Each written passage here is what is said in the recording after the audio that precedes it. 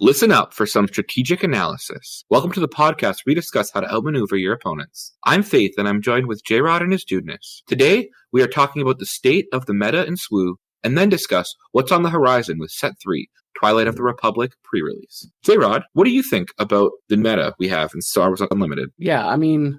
So with Set 2 finishing up and us heading into Set 3, there's been a lot of talk about if Boba Fett needs to get banned or errated or something like that. I think everyone's it's a hot button topic right now in the community, and we wanted to kind of just touch on it and give our feedback on that. Personally, I do think Boba's probably slightly overstated. I've been saying since basically Set 1 that I think he should have been a 4/6, and I think he'd have been significantly fairer to play against coming out in 5. And there's many of other options to change him, I think, but I think that for me would have been the easiest change to change the minimal amount, but obviously it's kind of hard to go back and just change that part of him now. It'll be interesting. And then with Set 3 coming out, I think 2 of the best cards in Set 3 are the Cad Bane unit, and then there are 2 of them which slot directly into Boba Fett pretty easily. And I was talking about it earlier before the podcast, you can play, if you're playing Boba Green, you can play Laser Tech, Resupply, and then there are 2 of them. And then no matter what card you get to play on turn 2, you're always pushing a big advantage on your opponent, whether it's ramping into your leader a turn early, or it's going from Crafty Smuggler into Bosk on turn 2, killing your opponent's unit with ambush, and then having a unit up still. There's just ways to get massive leads off of those 3 cards on turn 2 that will be hard to come back from for many decks. So it'll be interesting to see what happens with him. I do think that in the future it might change, because realistically, everyone, we're in season 1 meta, this is all year 1. They were very basic and bland with a lot of stuff. Next year we're going to be expanding. The next one was Jump to Lightspeed. We're guessing that's going to be a space themed set. If that's the case, I imagine we're going to see a lot of decks shift to more space units. I mean, there's decks right now that run as little as 8 space units in their whole deck. And because of that, they're fighting on the ground, and that's where Boba Fett thrives on, right? Is beating you on the ground and rather in space. So we'll see. I think things can change drastically with one single set, but I don't see Boba Fett going anywhere from Set 3. He's still going to be powerful and played a lot. And what about you, Dudeness? I think he's clearly busted.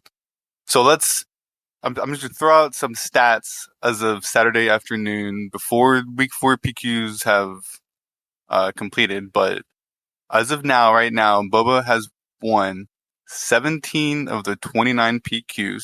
That is 59%. He was in 29 of the 58 finalist slots. That's exactly 50%. And has 41% of the top 8 spots. Now, the data right there clearly says this dude is way overrepresented. And not only that, it's not just one particular Boba deck that's winning. It's every single flavor of deck possible wins with Boba as the leader.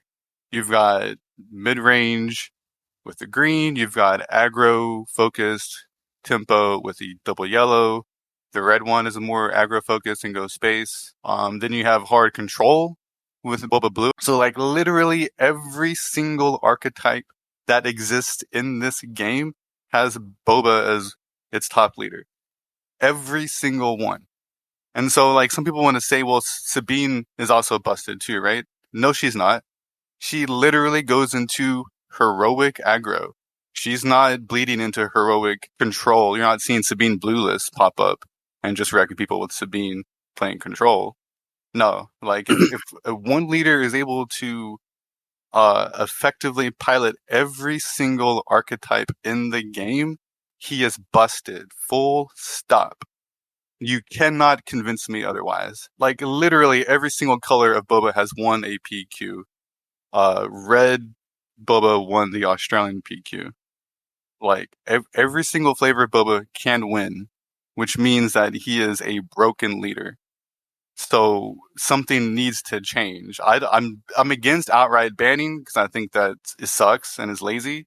I think the obvious answer personally is just to errata him to 6 deploy. That would allow other leaders to have more play. Instantly, all of the 6 cost deploy leaders would get better if Boba was 6 cost deploy. It would also mean that you can't turn 2 ramp into turn 3 leader flip into easy barrage target to wipe the board.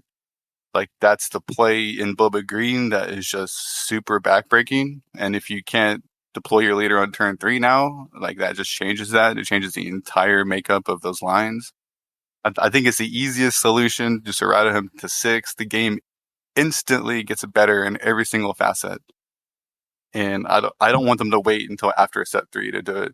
I don't want to play set 3 with nothing but Boba winning over 50% of the PQs. I'm not normally a fan of erratas. I don't like having cards that don't do what they say. I don't actually hate it for a leader or a base, like, because those are different. Those are outside of your deck. So I don't hate it. I'm of the camp though that we have set 3 coming. I saw some interesting cards in set 3 that I want to see how those cards compete with Boba. I don't know how they compete with Boba. Maybe they won't be enough, and maybe that's too slow of a response. We don't even have the set 3 cards. We haven't had time to craft. I feel like one of the problems is that control isn't strong enough to compete with Boba. I guess I really enjoyed the set 1 meta where we had a rotation of sometimes aggro was really good, sometimes mid-range was good with Boba, and sometimes control was good with the later game deck. In set 1, I really found that with my Krennic deck, I was able to do what I needed to against Boba. And like a lot of control decks, I struggled against a Sabine, or was a little bit harder against a Sabine. I feel that in the set 2 meta, I had limited play with it. And Boba was difficult, and Sabine was also difficult. I wonder if the double loss rule and the quickness that Sabine has actually made control less viable, which then forced people not to play control. And then Boba was kind of that mid-range, able to dominate the aggro. I don't know if that's for sure the triangle as much as that. And that's not to discount how strong Boba is itself. I just feel like if we had some better control decks, that would help keep Boba in line. So that's where I'm at on it. Yeah, I mean, I think that Faith kind of hit that nail on the head there a little bit. Because I know like Tower did an interview with Anil, who won the Dallas PQ. And Anil was on Han2 Blue, which was my favorite deck that pretty much swipes the floor at Boba Fett. It's a pretty easy matchup for the most part. Obviously, Boba Fett can still win. It's not unwinnable, of course. No, matchup's unwinnable, but it was definitely favored pretty heavily to Han2 Blue. But then he was like, well, I know my field's going to have a lot of Sabine in it. So that kind of just folds to Sabine. So because of that, I have to make sure I'm playing a deck that beats Sabine. And what deck definitely beats Sabine is Boba Fett. And there really hasn't been a ton of like hard control decks really that have been out there. And if they do, they probably also lose to Sabine. So it's tough to play those.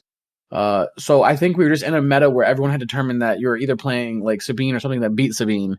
And one of the few things that beats Sabine is Boba Fett. And he does it well. And many people brought Sabine to the tournaments, and then they got beat by Boba Fett players. And that's just kind of how, that works. And like even Dudeness played Sabine yellow because he felt it had a good matchup into Sabine green. So he even made a choice banking on the same thing. He just didn't play Boba Fett. Yeah, I was hoping to see more Sabine green players actually, but Jrod, what do you think about errata and about Dudeness' suggestion of making an errata? So I actually hate erratas like that. Like even my option just like make it 6 HP. Like I think wouldn't work either right now currently. Like I think unfortunately the way it works, it's like banner bust because you have like showcases, for example, that they're not going to get a new one of.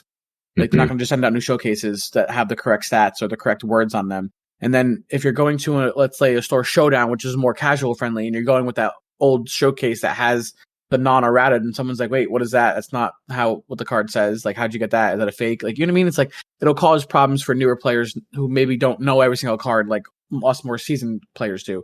And I know that FFG definitely took that into account in Destiny and did their best to try to like not do too much of that, even though erratas were a thing in Destiny. But that was mostly for. I remember the very first year they had to errata. Like Unkar was my favorite leader from set 2 in Destiny. Mm-hmm. That dude was lit, and then they had to nerf him later on that year. Yeah, but then that caused problems because people had the card, and then they weren't able to like. New players were like, "Oh, what does that card do?" They read it, it's like, "Oh," but you're like, "No, it actually costs more now." Like, so I can't add. You know what I mean? Like, it just changes things. I remember people going to events sometimes and bringing a deck, and it's like, yeah, you can't play that pairing anymore. They're like, "What do you mean?" I'm like, "Yeah, it got errated, and so he costs more, so you can't play that pairing." And they get They literally couldn't play in the event because of it, because that's the only deck they brought, Which this will happen. still wouldn't though prevent them from playing, especially either a stat change of 1 less health or a stat change of 1 more deploy. I think the 1 more deploy is maybe more severe of a nerf, but the 1 less health, if FFG just printed out a bunch of extra copies of that, sent them to all the stores, and then people would have a copy of the card. I will say errata is only a detriment to the most casual of players. This errata wouldn't be focused on the most casual of players. It's trying to address the top end competitive scene. So like the casual player's opinion here is sort of irrelevant for the overall state of the game, for the healthiness state of the game in a competitive scene. I agree and disagree at the same time. Because at some point, most competitive players were at some point a casual in the gaming sphere at some point. And then they learned enough and got good enough where they then said, I want to test my mettle against somebody else who's actually good, and joined an event. Right? Like even myself, who's been a competitive player for years, most of my adult life, when I was younger, I was a casual player. Like I didn't know I was, but I just was a casual player, played kitchen table stuff, all that kind of good stuff.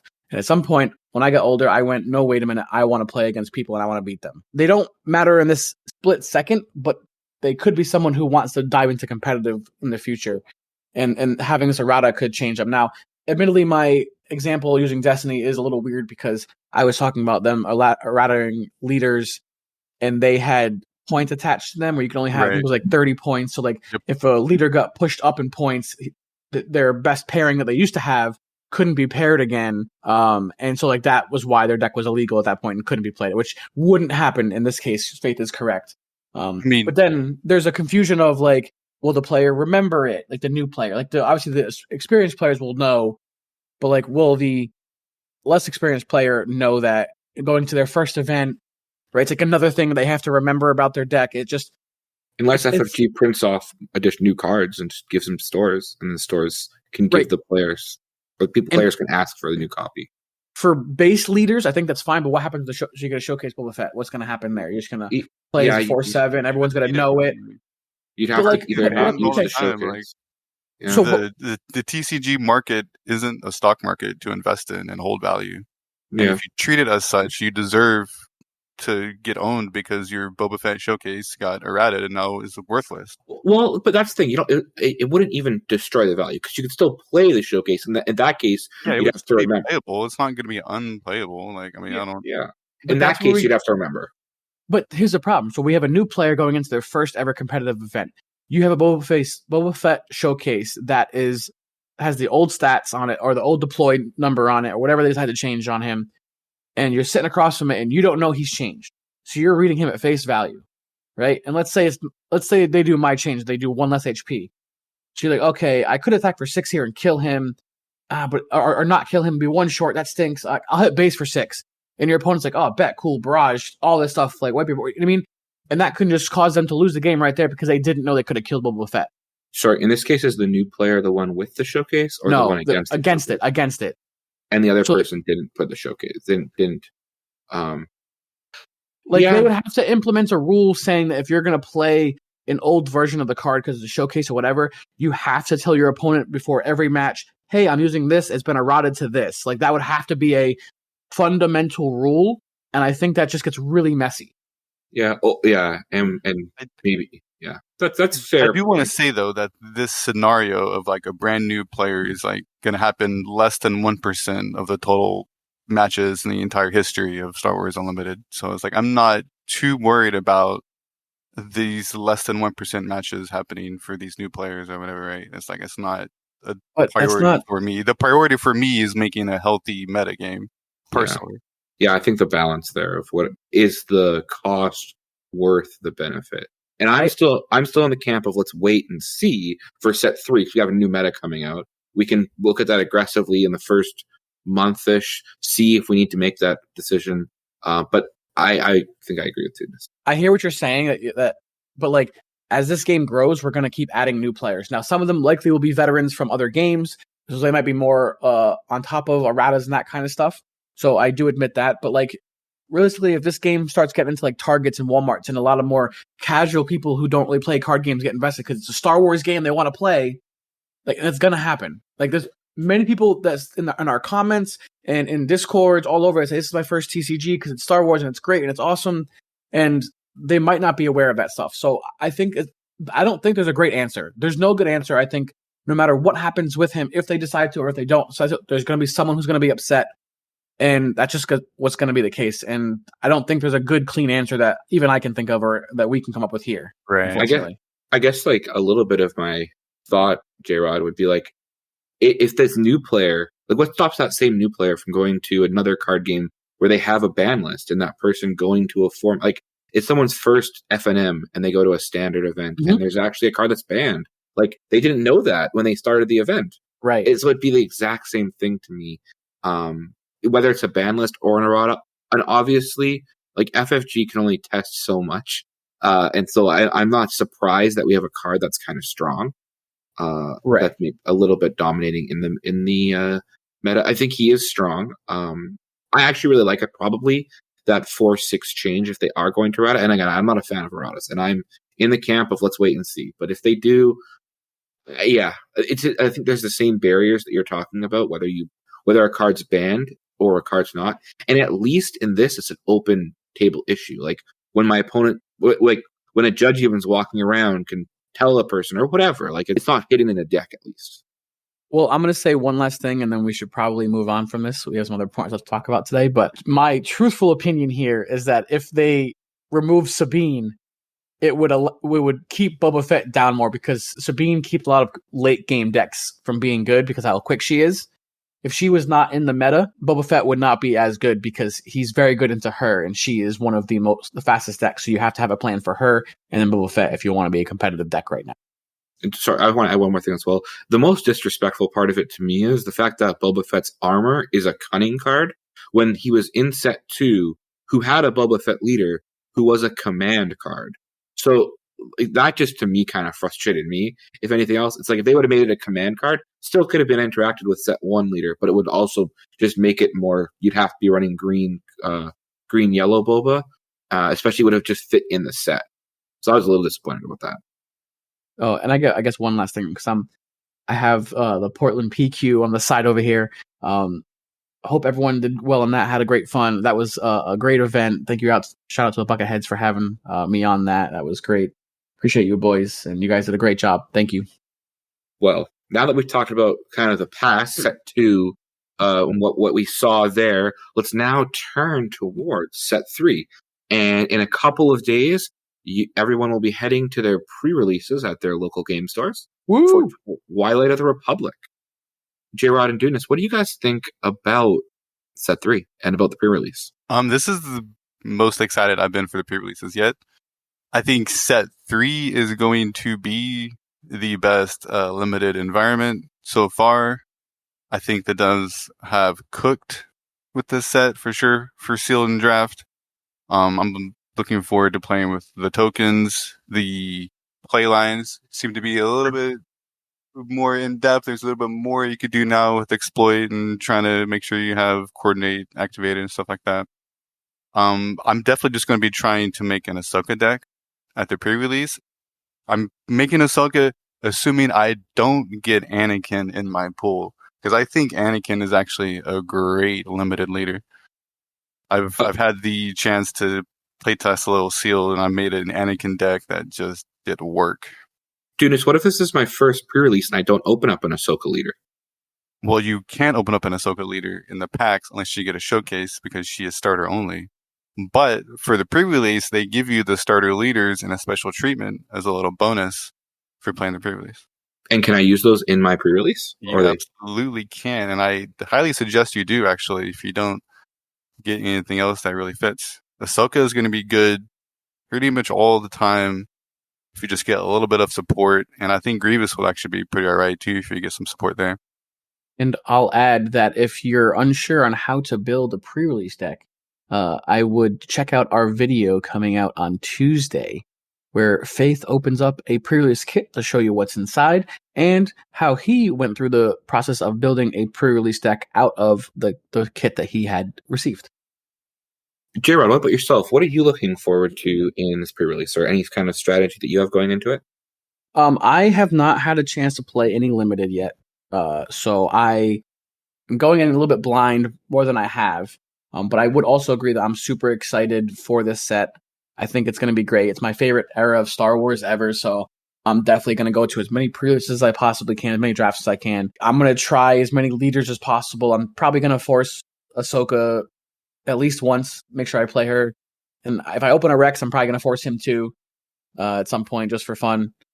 So I don't really have any like competitive strategy for this time around. I'm pretty casual with this one. Just want to have some fun with my favorite set and some of my favorite leaders, and hang out with some friends and enjoy the pre-release time. This is the best time of a TCG, honestly, for me, is going to pre-release, opening up packs, seeing what everyone gets. Everyone's like, "Oh, I got this card!" Everyone's hyped for it. You know what I mean? Like, to me, that's my favorite part of card games is going and hanging out with the friends at the local shop and having a good time. So that's my main focus, and hope everyone has a great time at their pre-release. Yeah, I think I'm excited for this set. And Dudeness, I really agree with you that this is going to be a great set for limited. It's hard, I think, in some ways there's that emotional attachment for me with set 1, where I really enjoyed it. And I'll have to wait to see how the packs break down. I felt like in set 2 that I didn't get as much multicolored cards, like with 2 aspect cards. And that's not saying the same aspect, but like a heroism aggression or a heroism command cards as much as I did in set 1. And I really like that aspect in set 1. So I want to see if in set 3 I can get some more cards like that. And I don't know why that is. Maybe that was also just me not being good at opening packs. I don't know. But I'm interested to see how these kind of bigger wars go on with a bunch of tokens, with a bunch of units. I'm someone that likes having units on the board. And so I'm excited to get to have these kind of bigger battles, especially represented. I am interested to see how the space goes in this set, that lane at least especially. And maybe against that bias, I found in set 1 there was a decent balance of having some interesting space units. So I want to see what we'll get in this set for space units. I would agree that Ahsoka, from my examining of the cards, Ahsoka seems like a really good leader to play, though, if you have the chance to. Yeah, for sure. Like, don't be afraid, player, especially if you get some Bastard Brothers, some of the, the Assault Gunship 6-drop thing. Oh, the Lat Gunship. Yeah, that guy's going to be pretty good. Like, just go aggro, dude. Just go face. Jrod, if someone doesn't, like, how do you determine which leaders are good and which leaders aren't good? So typically you want to find a leader. There's 2 ways in this game that leaders can be good. Either with their activation side, meaning when they're not deployed as a unit, that has an ability that you can use round over round. So, like, for example, Count Dooku is an example for that. If your deck is full of Separatist cards, every turn almost, if you have a unit to exploit, you can make a card cheaper, and he has very good value there. On the flip side of that, other leaders are good mostly when they flip, for example, as Obi-Wan Kenobi, where his front side is fine, it's not bad, and you could definitely use it every turn potentially. But what he really boasts is a very good Sentinel body that deploys onto the battlefield and really stops your opponents from going face. That's what his main goal is, and his power comes from his deploy side. So you have to really think about when you open up your pool, what it's trying to do. It's trying to be controlling, aggro, maybe a little bit of both. You have some aggro and you have some control cards, so maybe you're more of a mid-range deck, and go from there and really determine what you want to do from those. But those are 2 common leaders I think are also pretty good, Obi-Wan and Count Dooku, that I would be looking to see if I can open up, and if so, what kind of cards I have to go with those set. From your guys looking at the set, are there any color combinations, like aspect pairings, that you think have better or worse sets in their commons and uncommons in particular? In a sealed, for those that are new to this, you're opening packs and you're building your deck out of whatever cards that you do get. So you're more likely to get commons and uncommons than particularly rares, like you would in Constructor, where you have the choice of anything.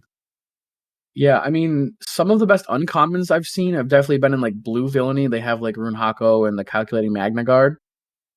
So that's pretty good. They also have the Devastating Gunship and the Droidica Security, I think, is also pretty good. And they have Providence Destroyer with Exploit. That can be definitely a game ender. for people. So I think Blue Villainy is a pretty good one to be in if you have, like, especially paired with like Dooku. Is definitely what I would look to pair him with, if possible. What about you, Dudeness? Anything that you're looking at? I mean, we played last night a little bit, and Green Heroes seem to be pretty solid. Like, all of their commons are pretty good. You've got the 4/3 Overwhelm for 3. He's pretty all right. The Republic Tactical Officer, the 2-cost 1/4 that +2 to another Republican that you attack with it. Like, that card is straight gas. One of the best commons in the whole set, I think, honestly. And then the other common is the Pelt of Frigate, which is still pretty alright. It lets you put pressure into both lanes if you can activate the Coordinate and drop the 2/2 clone off. So, which really helps to keep Coordinate activated as well, because then you have the unit in space with the extra clone trooper. So, like, all of those pair really well, again, with Ahsoka at the pre-release. And then in the uncommon slot, you've got Clone Commander Cody, just like when you're going wide already. You've got Shock T, and then you also got Echo. And I kind of think Echo and the 4/3 Overwhelm that you talked about, to me, those were definitely hark back to me of Battlefield Marine and Echo Base Defender, both the 4/3 stat line. And then this Echo, a little bit worse on the deploy, but when you get the Coordinate, it could be a 4/4, so even better. So 4/4 there's 2 is definitely above curve. So if you can activate his Coordinate, Echo might be like the actual one of the best Coordinate cards, period, because a 4/4 for 2 is really good. Mm-hmm. Yeah, and then especially if you can like follow it up the next turn with Batch Brothers, if you're playing in the red there, then you've got your 3 units already for the Coordinate. So it could be swinging, attacking for 4 on turn 2. Also, in limited, there tends to be a lot less removal than what you would see in Premier. So a card like Shock T, which in Premier is probably not going to see play because of her stat line, is probably a pretty reasonable card in your limited deck, because she's likely to not immediately die. And if she can even produce just 1 clone, then she's already producing more than what her stats are showing. So, except for her lack of stats, I should say. So I think you have to take that into account as well. Some cards that, like, if you look at first, you're like, she's going to like die like an open fire or whatever. Like, remember, this set doesn't have open fire in limited, so she's probably a bit safer than what you would see in most other formats. Speaking of removal, there really isn't that much removal in this set. Like, red gets Grenade Strike, right, which is definitely a good card, but as many copies of Grenade Strikes as you can get, I think, in your deck is fine. They did reprint Daring Raid, which is definitely not an open fire, but it will ping off some things for sure. So be wary of 2 health units. One removal card that was reprinted as well, Take Captive. That card, I think, is going to be premium removal in this format, because the ability to capture any unit in your same arena, regardless of power or cost, it's a really great card to play on your leader. Where I was playing a Padme deck, and I was just using her to capture Faith's big Sentinels or any other big unit he might put out. So, like, Take Captive, I think, is definitely a premier removal spell in this format, for sure. I would say with that card, which is an interesting thing, that card is from set 2. And in set 2, there was the red card that was deal 3 damage to a unit if it's like holding a unit. If it's captured. If it's captured, if the unit has something captured, deal 6 damage. So it was a way to interact with those captured units. Say, oh, well, yeah, you captured him, but now I can free him pretty easily. A cell block escape, something like that. But that's not in this set. And so that Take Captive now could be a lot more strong, especially if there's less removal. I think one card that if you're definitely going to be in red, you should automatically put, at least, if you can get 2 of them in your deck, play both of that. This is Bloodsport, deal 2 damage to each ground unit. Of note, it does do it to your units as well. But this set is going to be all about putting tokens on the ground. And that card is going to blow out many, many people. So, one, be aware of it. That's like if you see red, think they have Bloodsport and assume they have Bloodsport. And try to limit how many 2 HP units or 2 or less HP units you have on the board. And if you have a bunch of them in, maybe try to trade units profitably where you can. Obviously don't make a bad trade. You don't want to just like trade in for nothing, but definitely do your best to try to trade profitably with those units as much as you can to avoid getting blown out by that card. And so let's say, thank you for that. Let's say I'm opening my packs, I'm going through them, and I found that I got one of those really cool rare bases. I should definitely play that, right? No. Hence, Do not play the red one under any circumstances. yeah, I agree with I'm that. okay with the yellow base because +1 attack cheerleaders, pretty alright. And it's only a 4 health cost. It's not the huge loss there. The blue one, the +1 HP dear leader, does not spark joy. I would not play that one. And the manufactory is something you could play, but just be wary that being at 24 HP is definitely a liability. But if you're playing with something that needs exploit or coordinate, it is definitely a pretty solid base to activate both those things. Yeah, I mean, like, you could potentially do it with Ahsoka because it gives her coordinate off rip, basically. So that's definitely something that you could potentially think about. But I think the way the set is set up, you probably won't need that. I would say villainy leaders would want that base more. However, the villainy leaders that want that would be like Count Dooku or like Wat Tambor or what's his name? Newt Gunray are the three that really come to mind when I'm thinking of deploying droids. And 2 of those are already in green, and you don't want to go double color in this, so definitely don't do that. I mean, And then there's not enough payoffs for it, in my opinion. you get enough manufactured soldiers. Yeah, if you pull Sure. 6 manufacturing soldiers, you can consider double green. Yeah. Okay, sure, fine. If you get 6 uncommons out of your 6 packs, you're right, guys. You Yes, got sir. me. Yes, I'm sir. the pro. Got him. What do I do? I'm just kidding. All right, but so and then Newt Gunray you could, but his whole thing is making battle droids anyways. I don't think he needs to make more. I think 6 HP is probably not worth that, in my opinion, for Newt. Wrong. The one where I think that might be good with it is General Grievous, because he can always use more battle droids.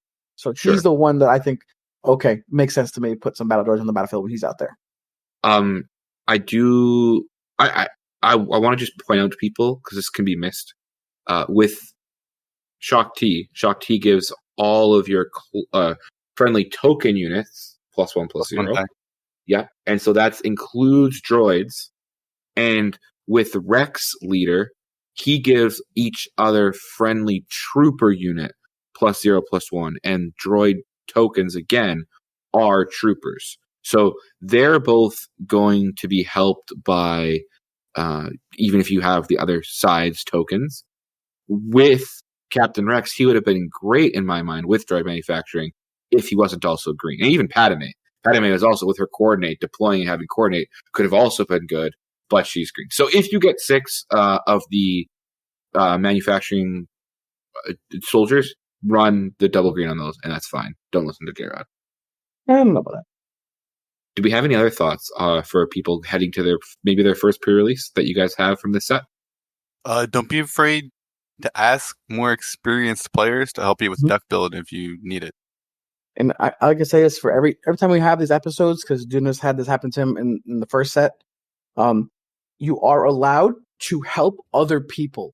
It is actually recommended and encouraged that if you're an experienced player, you help new players build a better deck so they can have a more fun time at the event.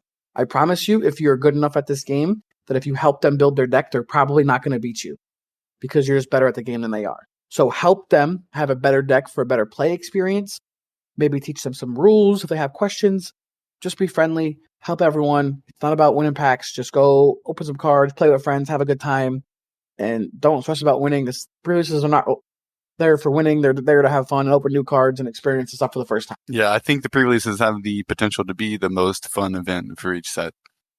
Just because it is a lot more casual, laid back. You can come, open up packs. You're opening packs for the first time, presumably. And get to see all the new cards in person, get to play with them. It's just overall a really fun experience. Well, thanks everyone for listening. I hope you guys have a great time at your pre-release. Put in the comments where you plan on playing. Any store shout-outs you guys want to give before we head off? The Armory, War Games and Hobbies in Fairhaven, Massachusetts. I'll be there. They're doing 2 pre-releases. I'll be at both Monday and Friday. Yeah, I'll be at the Geek Out in Burleson on Friday for the pre-release, and then I think Monday at the Collected in Fort Worth. I'll be in the Source in Roseville. I'll probably maybe be somewhere on Saturday and Sunday. And I'm going to be in a place in St. Paul, Dreamer's Vault, I think, on Saturday as well. So come say hi to us if you guys are at any of those locations. And we'll see you next time on Outmaneuver. Here's y'all.